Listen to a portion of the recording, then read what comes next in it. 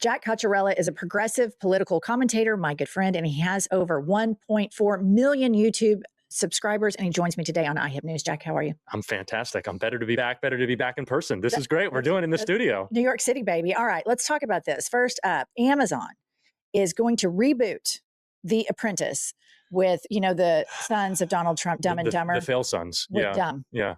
They're going to start with Dumb.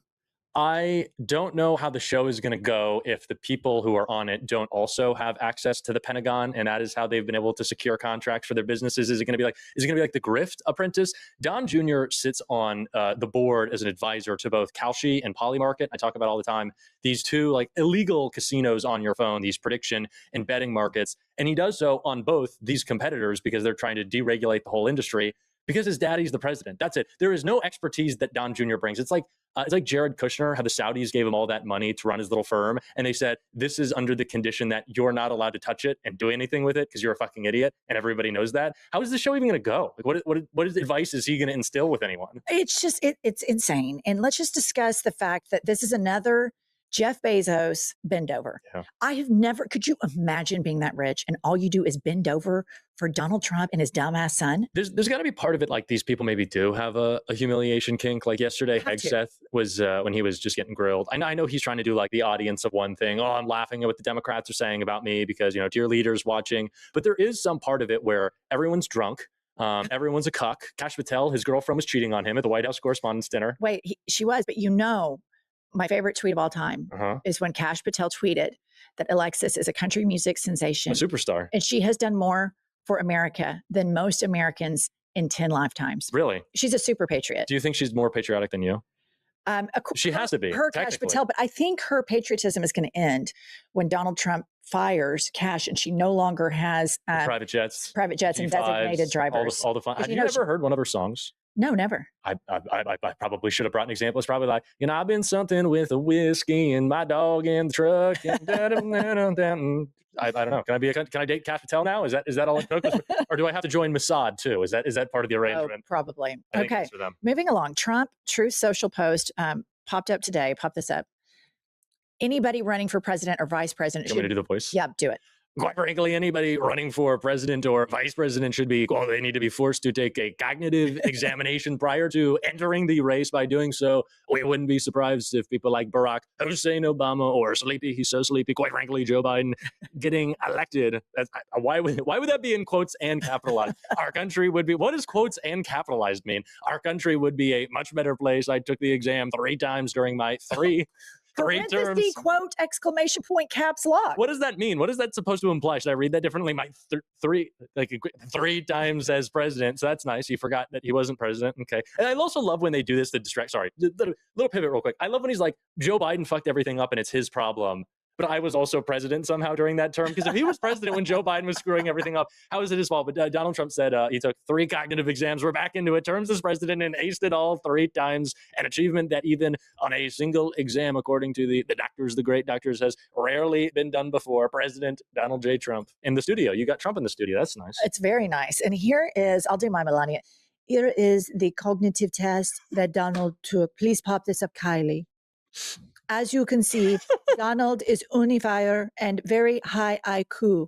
He can identify lion, rhinoceroses, and camel.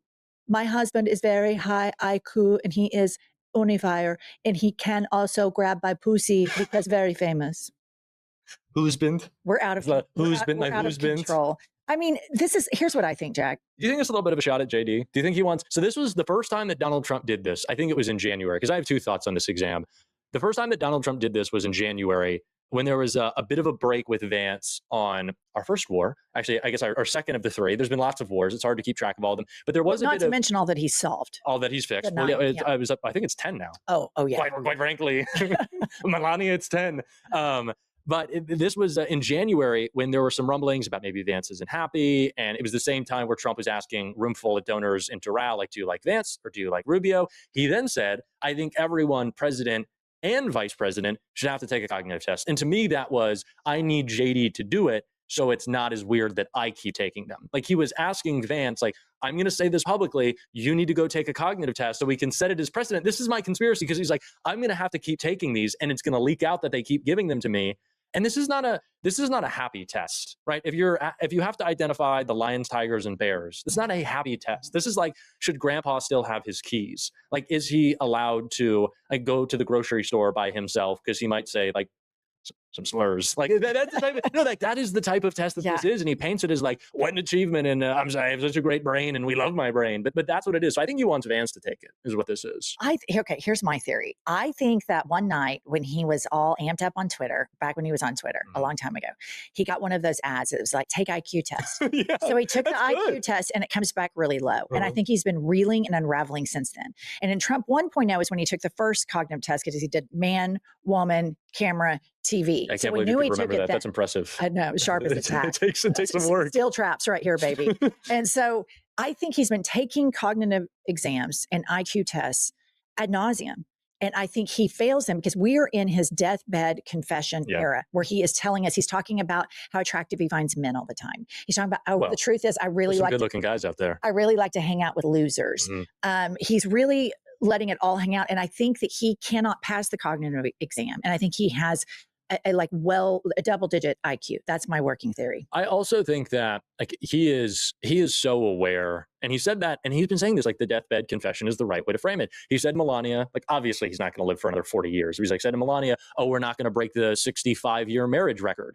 He posted, this was 3 weeks ago, this evangelist, I think he's like a televangelist, Franklin Graham is his name. He posted this letter that he sent to Trump in October saying, dear leader, when you die, I promise you're going to heaven. You keep saying you're not. And Trump just posted it 3 weeks ago, out of the blue. He's just like, I want everyone to know that when I die, I'm going to heaven. And I've been viewing a lot of what this Trump presidency is through the lens of he's in deep cognitive decline. Every time he feels sad about that, or people see his cankles or his bruises, he wants to project out strength. He does it with our military. When the Florida Panthers came to the White House, he said, look at all these big, strong guys, because he loves his men. And he said, you're so big and strong and tough, but I have the U.S. military. And so like the projection and the insecurity is so clear, but everything he does from the ballroom to the Kennedy Center, it is all about, he wants to put his fucking face on the passport and currency and everything. He wants to know what it's going to look like when he dies.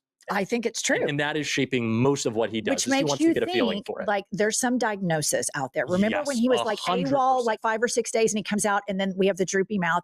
There is some clandestine diagnosis out there, because he started talking about, quite frankly, I don't think I'm going to make it into heaven, or yes, I'm going to make it into heaven. And then he's been grifting off of that, helped Trump get to heaven, emails to these supporters. Okay, let's jump to Congress is now proposing a resolution to condemn Hassan Piker. Pop this up. Good looking guy right there. Congress is set to introduce a resolution today condemning Hassan Piker for allegedly spreading anti-Semitism. The resolution was brought forward by, of course, Representatives Gottheimer and Lawler. The two received nearly $3 million from AIPAC, pro-Israel lobby groups combined. And what I propose that we do, since Congress is worthless and nobody takes them seriously, what I propose we do right here is, we are Congress. And I'm going to make a resolution to condemn Erica Kirk. Okay, I love this. Because I think we need to condemn people that want to talk about shootings and they want to cosplay as assassins while talking about shooting. Just shut the fuck up. I think we need to condemn it. I think we need to condemn it. So I want to get votes. Oh my God. We should. I think this is a great idea. All in favor, say aye. With aye. Aye. The producers are raising their hands.